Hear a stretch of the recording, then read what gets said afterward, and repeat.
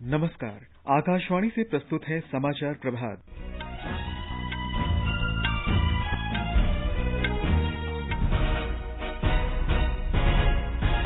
प्रधानमंत्री नरेंद्र मोदी आज सुबह 11 बजे आकाशवाणी से मन की बात कार्यक्रम में अपने विचार साझा करेंगे। सरकार ने चरणबद्ध तरीके से पूर्णबंदी हटाने की घोषणा की। 30 जून तक कंटेनमेंट जोन पूरी तरह बंद रहेंगे। अंतर्राष्ट्रीय उड़ानें, मेट्रो रेल सेवा, सिनेमा हॉल और जिम बंद रहेंगे। गृह मंत्रालय ने सभी सार्वजनिक स्थानों और कार्यस्थलों पर कोविड-19 प्रबंधन के दिशा निर्देश जारी किए और अमेरिका के राष्ट्रपति डोनाल्ड ट्रंप ने G7 समूह के विस्तार की अपील की। भारत, रूस, ऑस्ट्रेलिया और दक्षिण कोरिया को शामिल करने को कहा।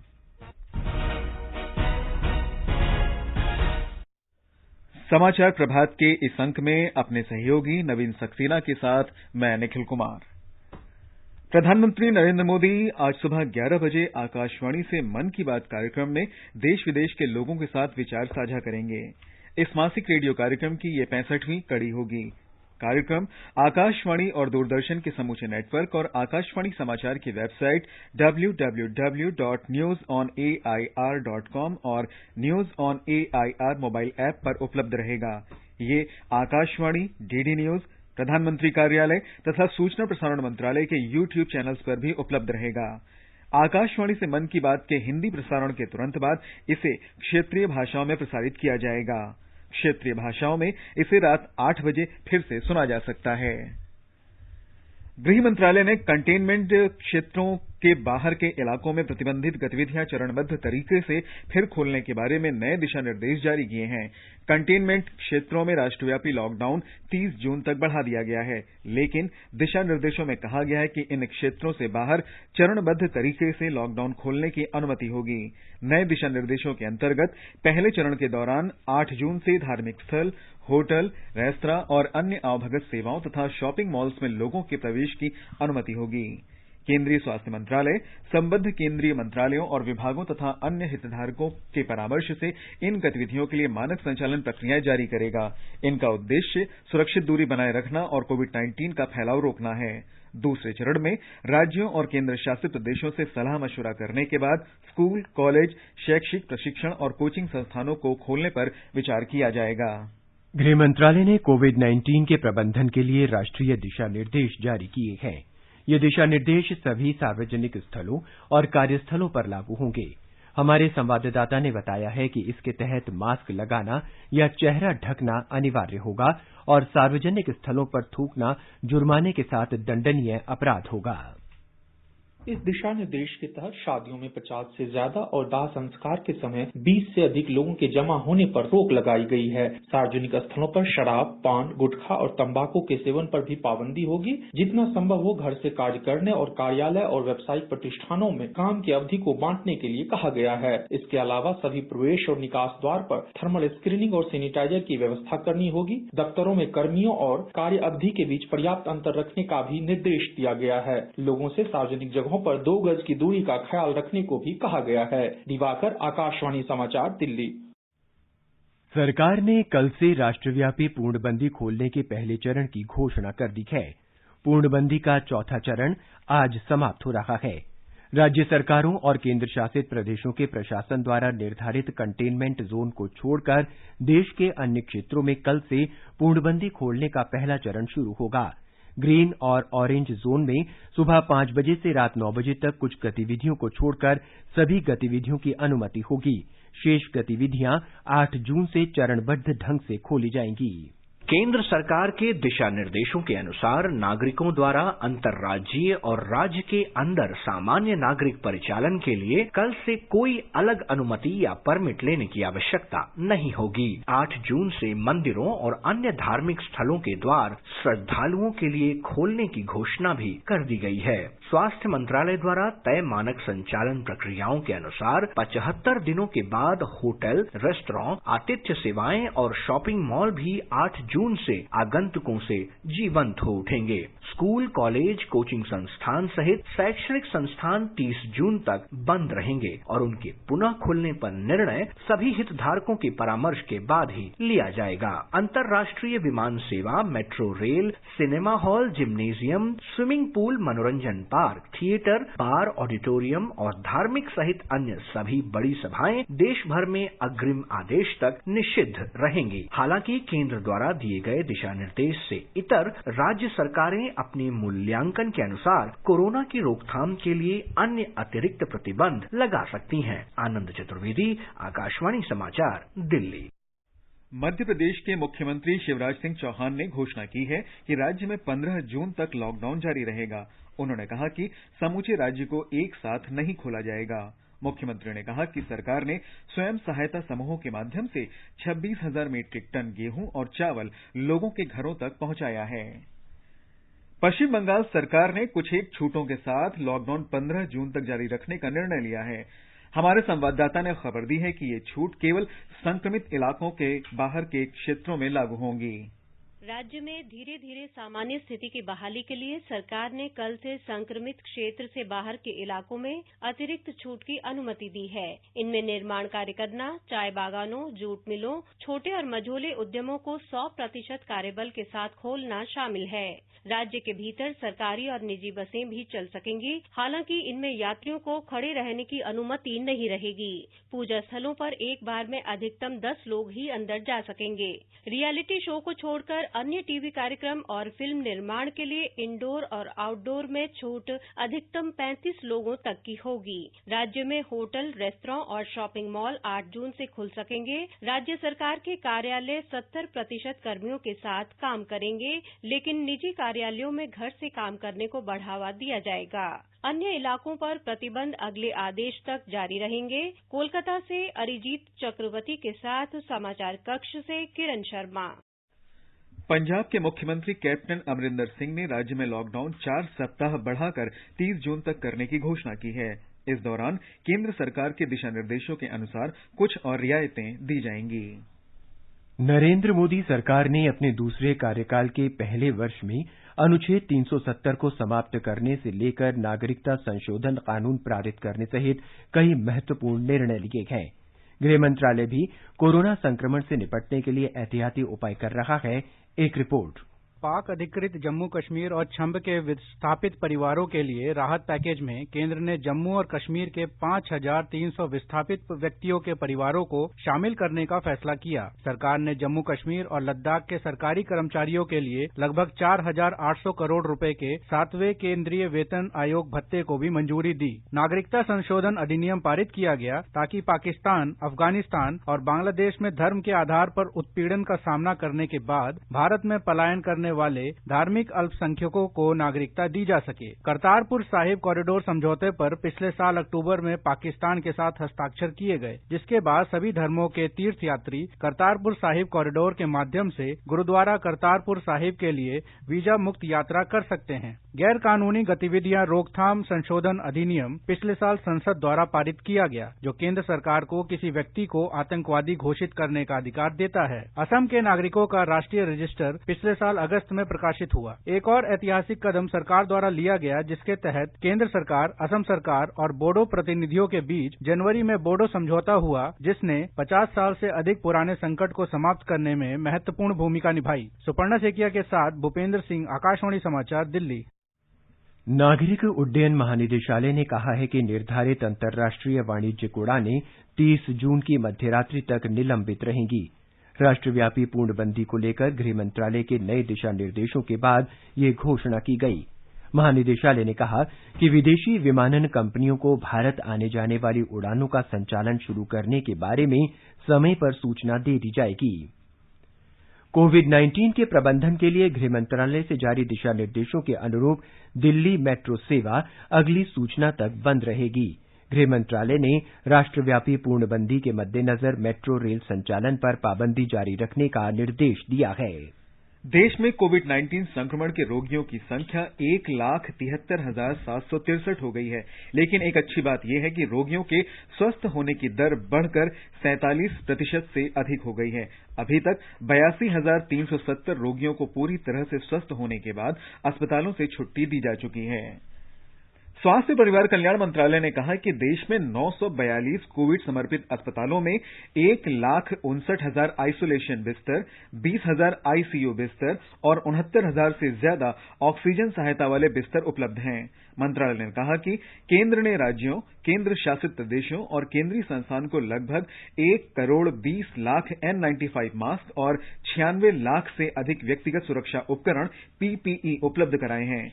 सरकार ने कहा है कि पिछले 14 दिनों में संक्रमितों की संख्या दोगुना होने का समय 13.3 दिन था, जो पिछले 3 दिनों में बढ़कर 15.4 दिन हो गया है। कोविड-19 की जांच बढ़ाने के लिए क्षेत्रीय केंद्र स्थापित किए गए हैं। इससे इन केंद्रों की देश के विभिन्न भागों में पहुंच बढ़ेगी।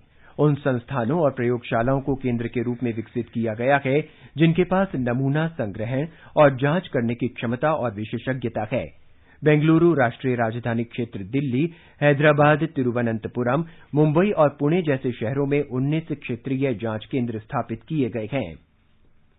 दिल्ली के मुख्यमंत्री अरविंद केजरीवाल ने कहा है कि दिल्ली सरकार एक ऐसा ऐप विकसित कर रही है जो लोगों को अस्पतालों में बिस्तरों और वेंटिलेटरों के बारे में जानकारी देगा। उन्होंने कहा कि ऐप का शुभारंभ कल किया जाएगा। ये समाचार आकाशवाणी से प्रसारित किए जा रहे हैं।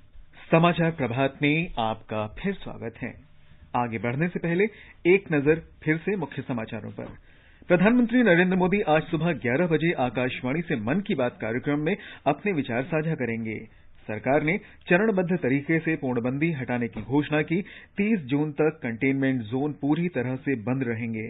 अंतर्राष्ट्रीय उड़ानें, मेट्रो रेल सेवा, सिनेमा हॉल और जिम बंद रहेंगे। गृह मंत्रालय ने सभी सार्वजनिक स्थानों और कार्यस्थलों पर कोविड-19 प्रबंधन के दिशा निर्देश जारी किए और अमेरिका के राष्ट्रपति डोनाल्ड ट्रंप ने G7 समूह के विस्तार की अपील की। भारत, रूस, ऑस्ट्रेलिया और दक्षिण कोरिया को शामिल करने को कहा। बिहार में पिछले एक महीने के दौरान 18 लाख लोगों ने डाकघरों में खाते खुलवाए। उज्ज्वला योजना, पीएम किसान सम्मान निधि योजना और पेंशन स्कीम सहित विभिन्न योजनाओं के तहत केंद्रीय सहायता प्राप्त करने के लिए ये खाते खुलवाए गए। ब्यौरा हमारे संवाददाता से। देश के विभिन्न भागों से बिहार आने वाले प्रवासी कामगार अधिकांश संख्या में डाकघरों में खाता खुलवा रहे हैं। औसतन प्रतिदिन 50,000 खाते खुल रहे हैं। इंडियन पोस्ट पेमेंट बैंक के तहत खाता खोलने के लिए ज्यादा कागजात की जरूरत नहीं होती है। इसमें खाताधारी को सिर्फ अपना आधार नंबर और अंगूठे का निशान देना पड़ता है और तुरंत खाता खुल जाता है। खाताधारी का जीरो बैलेंस पर भी खाता खुल रहा है। पोस्ट पेमेंट बैंक के खाते को बचत खाते से भी जोड़ा जा सकता है। राज्य के ग्रामीण क्षेत्रों के 9,000 डाकघरों में पोस्ट पेमेंट बैंक की सुविधा उपलब्ध है। इस बैंक के जरिए एक माह में 13 लाख लोगों को 184 करोड़ रुपए सरकारी सहायता राशि का भुगतान किया गया है। आकाशवाणी समाचार के लिए पटना से कृष्ण कुमार लाल। उत्तर प्रदेश में कोरोना संक्रमण रोकने के सभी प्रयासों के बावजूद संक्रमित रोगियों की संख्या में तेजी से वृद्धि हो रही है। सरकार ने सभी आवश्यक उपाय किए हैं और लॉकडाउन निर्देशों का कड़ाई से पालन सुनिश्चित किया है। हमारे संवाददाता ने बताया है कि राज्य में उपचार के बाद संक्रमण मुक्त होने की दर 60% है, जो राष्ट्रीय औसत से अधिक है।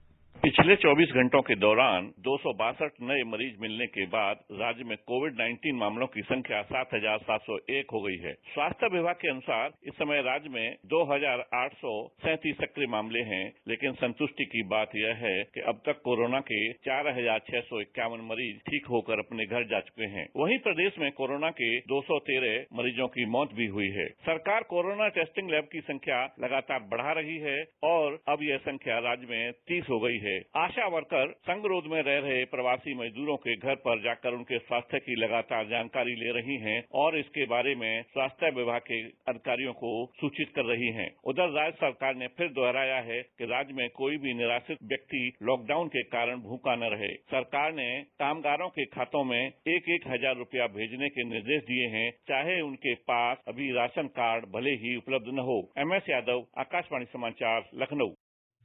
मध्य प्रदेश में 246 लोगों में संक्रमण की पुष्टि के साथ कोविड-19 रोगियों की संख्या 7,891 हो गई है। अब तक 343 रोगियों की मृत्यु हुई है। संक्रमण राज्य के 52 में से 51 जिलों में फैल गया है। ब्यौरा हमारे संवाददाता से। मध्य प्रदेश में अब तक कोरोना संक्रमण से 4,444 लोग ठीक हो चुके हैं, जो कुल संक्रमित लोगों की संख्या के आधे के बराबर है। उधर राज्य में सबसे ज्यादा प्रभावित जिले इंदौर में संक्रमित मामलों की संख्या बढ़कर 3,431 हो गई है। भोपाल में अब 1,422 कोविड-19 मरीज हैं, जबकि उज्जैन में 660, खंडवा में 240, बुरहानपुर में 297 और जबलपुर में 233 मरीज हैं। इस बीच मुख्यमंत्री शिवराज सिंह चौहान ने मध्याह्न भोजन योजना के मई और जून महीने के 37 दिनों की लगभग 146 करोड़ रुपए की राशि सिंगल क्लिक के माध्यम से 66 लाख से ज्यादा विद्यार्थियों के खातों में कल जमा की। कोरोना संकट की अवधि में अब तक कुल 347 करोड़ रुपए इस योजना के अंतर्गत जमा कराए गए हैं। खास बात यह है कि पहली बार मध्याह्न भोजन योजना का लाभ अवकाश की अवधि में भी विद्यार्थियों को दिया जा रहा है। संजीव शर्मा, आकाशवाणी समाचार, भोपाल। राजस्थान में कोविड-19 रोगियों के ठीक होने की दर 66.60 हो गई है। स्वास्थ्य विभाग के अपर मुख्य सचिव ने बताया कि राज्य में 3 में से 2 रोगी ठीक हो गए हैं। हमारे संवाददाता ने बताया है कि कुल 8,617 कोविड-19 रोगियों में से 5,739 रोगी ठीक हो चुके हैं।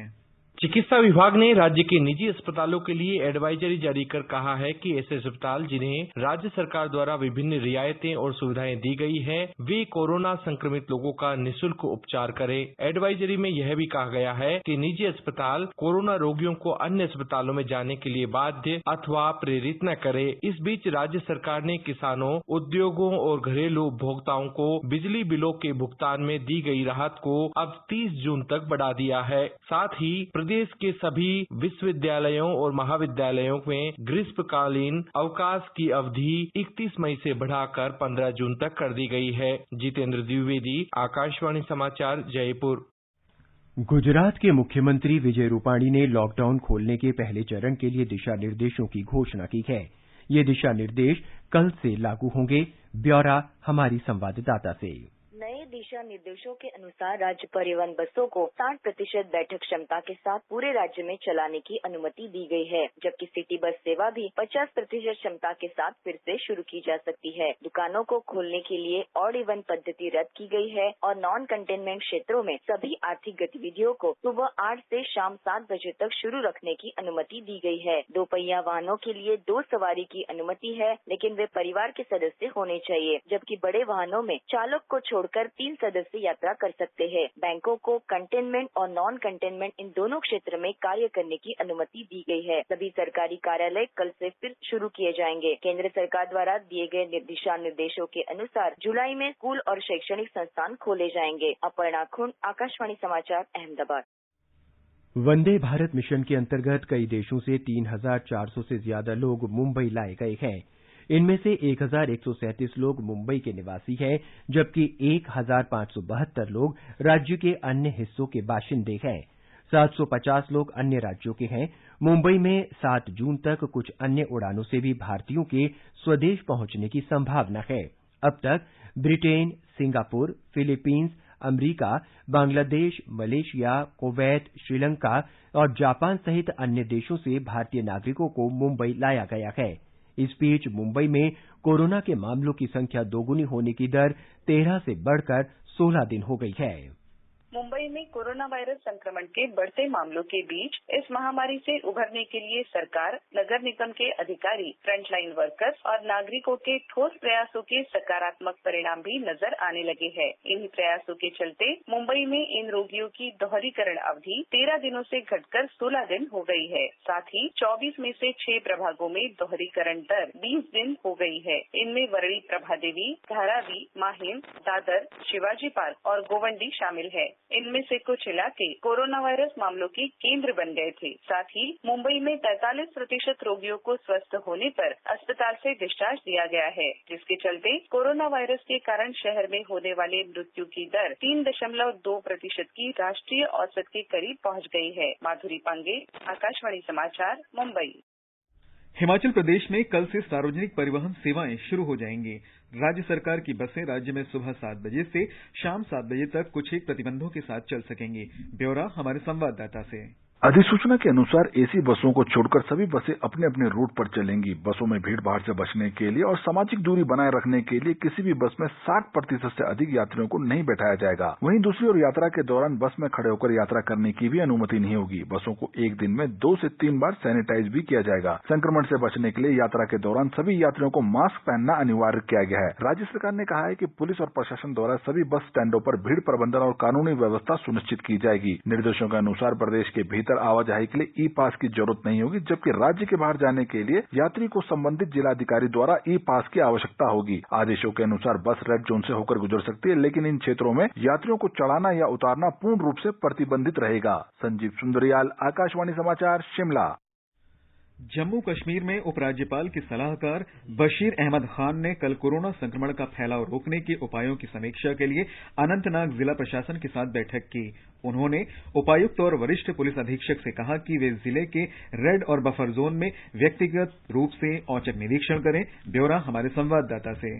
सलाहकार बशीर अहमद खान ने अनंतनाग जिला प्रशासन से कहा है कि वे ट्रक ड्राइवरों और क्लीनरों की रैंडम स्क्रीनिंग और नमूनाकरण के लिए विशेष टीमों का गठन करें, जो राष्ट्रीय राजमार्ग के किनारे कतार में खड़े रहते हैं। उन्होंने अनंतनाग पुलिस को भी निर्देश दिए हैं कि वे सामाजिक दूरियों को जिला में बनाए रखने के कड़े प्रबंध करें। सलाहकार ने जिला उपायुक्त को रोजगार पर विशेष ध्यान देने के साथ साथ मनरेगा के तहत विकास गतिविधियों की व्यक्तिगत रूप से निगरानी करने और नियमित समीक्षा करने के भी निर्देश दिए हैं। उन्होंने इस बात पर जोर दिया है कि विभिन्न जिला विभागों के बीच पूर्ण तालमेल होना चाहिए और जिला प्रशासन के दृष्टिकोण को सक्रिय बनाने के साथ साथ किसी भी शालीनता और शिकायतों के लिए कोई जगह नहीं छोड़नी चाहिए। आकाशवाणी समाचार के लिए श्रीनगर से मैं सुनील कोल।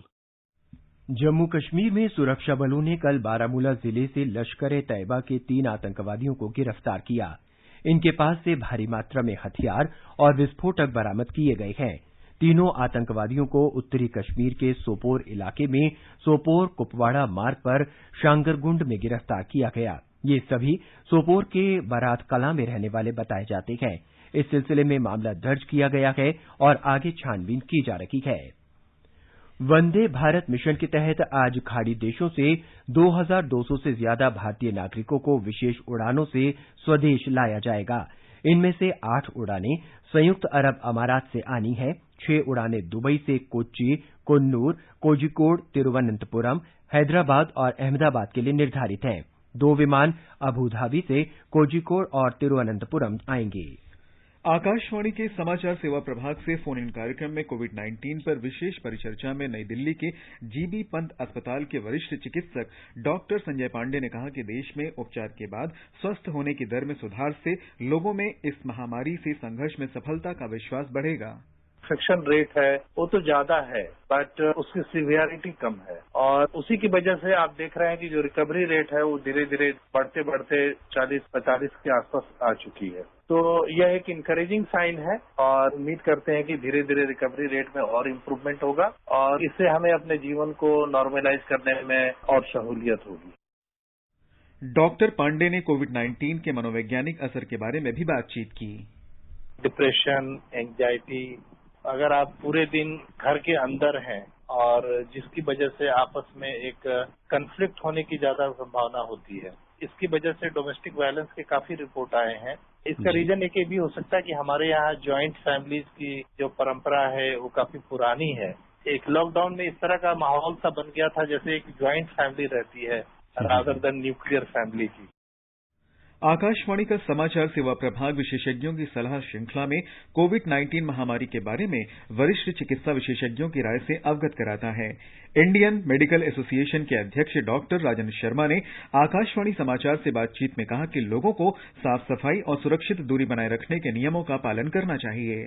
Post-lockdown, when we are seeing these things opening up, please learn to respect these things. Follow rules. Be honest, law-abiding citizens. For a population of 130 crores, you cannot have so many policemen and so many doctors and nurses and healthcare professionals to treat you. Please observe isolation in case of any problem. Consult your doctor and be truthful to your doctor. Akashvani का समाचार सेवा प्रभाग आज phone in कार्यक्रम में कोविड-19 पर विशेष परिचर्चा प्रसारित करेगा। कार्यक्रम रात 9:30 से एफएम गोल्ड और अतिरिक्त मीटरों पर सुना जा सकता है। भारतीय आयुर्विज्ञान परिषद के महामारी और संचारी रोग विज्ञान विभाग के प्रमुख वैज्ञानिक डॉक्टर रमन आर गंगाखेड़कर परिचर्चा में भाग लेंगे। श्रोता स्टूडियो में सीधे फोन कर विशेषज्ञ से सवाल पूछ सकते हैं। नंबर है 011-2331-4444। हमारा टोल फ्री नंबर है 1800-115767। अमेरिका के राष्ट्रपति डोनाल्ड ट्रंप ने विकसित देशों के समूह G7 की बैठक स्थगित करने की घोषणा करते हुए समूह की सदस्यता का विस्तार किए जाने की अपील की है। उन्होंने कहा कि इस संगठन में भारत, रूस, ऑस्ट्रेलिया और दक्षिण कोरिया को शामिल किया जा सकता है। श्री ट्रंप ने संवाददाताओं से कहा कि अभी इसके लिए कोई अंतिम तारीख तय नहीं की गई है, लेकिन बैठक सितंबर में संयुक्त राष्ट्र के वार्षिक सम्मेलन के आसपास हो सकती है। दुनिया की प्रमुख आर्थिक शक्तियों की बैठक अमेरिका में जून में होनी थी। और अब एक नजर देश के विभिन्न भागों में आज के मौसम के पूर्वानुमान पर। राष्ट्रीय राजधानी दिल्ली में वर्षा के बाद गर्मी से राहत मिली है। आज भी गरज के साथ वर्षा का अनुमान है। अधिकतम तापमान 35 डिग्री सेल्सियस और न्यूनतम 22 डिग्री सेल्सियस रहेगा। पश्चिम चले तो मुंबई में आंशिक रूप से बादल छाए रहेंगे। अधिकतम तापमान 33 डिग्री और न्यूनतम 27 डिग्री सेल्सियस के आसपास रहेगा। उधर दक्षिण चेन्नई में भी आंशिक रूप से बादल छाए रह सकते हैं। तापमान 29 से 39 डिग्री सेल्सियस के बीच रहेगा। पूरब की बात करें तो कोलकाता में गरज के साथ वर्षा हो सकती है। अधिकतम तापमान 33 और न्यूनतम 24 डिग्री सेल्सियस रहने की उम्मीद है। उत्तर चले तो केंद्र शासित प्रदेश जम्मू कश्मीर के जम्मू में न्यूनतम तापमान 25 डिग्री और अधिकतम 37 डिग्री सेल्सियस रहेगा। गरज के साथ आंधी बारिश हो सकती है। श्रीनगर में न्यूनतम तापमान 11 डिग्री और अधिकतम 24 डिग्री सेल्सियस के आसपास रहने और गरज के साथ आंधी वर्षा का अनुमान है। मौसम विभाग ने गिलगित में न्यूनतम तापमान 14 डिग्री और अधिकतम 32 डिग्री सेल्सियस रहने का अनुमान लगाया है। आंशिक रूप से बादल छाए रहेंगे। शाम या रात तक बादल और घने हो सकते हैं। मुजफ्फराबाद में भी आंशिक रूप से बादल छाए रहेंगे और गरज के साथ आंधी वर्षा हो सकती है। न्यूनतम तापमान 18 डिग्री और अधिकतम 30 डिग्री सेल्सियस रहने का पूर्वानुमान व्यक्त किया गया है। समाचार कक्ष से अलका सिंह। अमेरिका की निजी वाणिज्यिक कंपनी स्पेस एक्स के अंतरिक्ष यान ने कल देर रात केनेडी अंतरिक्ष केंद्र से अंतर्राष्ट्रीय अंतरिक्ष केंद्र के लिए उड़ान भरी। इसमें नासा के 2 अंतरिक्ष यात्री रॉबर्ट बेनकेन और डगलस हर्ली सवार हैं। लगभग एक दशक के बाद कोई अंतरिक्ष यान अमेरिकी धरती से अमेरिकी अंतरिक्ष यात्रियों को लेकर रवाना हुआ है। ये समाचार हमारी वेबसाइट newsonair.com/hindi पर भी उपलब्ध हैं। और नवीन, आज के समाचार पत्रों की सुर्खियों में क्या है? निखिल, कंटेनमेंट क्षेत्रों में 30 जून तक राष्ट्रव्यापी लॉकडाउन और प्रतिबंधित गतिविधियों को चरणबद्ध तरीके से खोलने के बारे में जारी दिशा निर्देशों के समाचार आज प्रकाशित अखबारों में प्रमुखता से हैं। दैनिक भास्कर का शीर्षक है 68 दिन के बाद कल से देश अनलॉक, 3 चरणों में खुलेगा देश का ताला, 1 जून से देश में कहीं भी आ जा सकेंगे। अमर उजाला में है। दैनिक जागरण की सुर्खी है 8 जून से खुलेंगे मॉल, होटल और धर्मस्थल, आवाजाही से बंदिशें हटी। हिंदुस्तान की टिप्पणी है दिल्ली में मेट्रो सफर के लिए अभी इंतजार, पहले दौर की रियायतों से लौटेगी रौनक। जनसत्ता में है।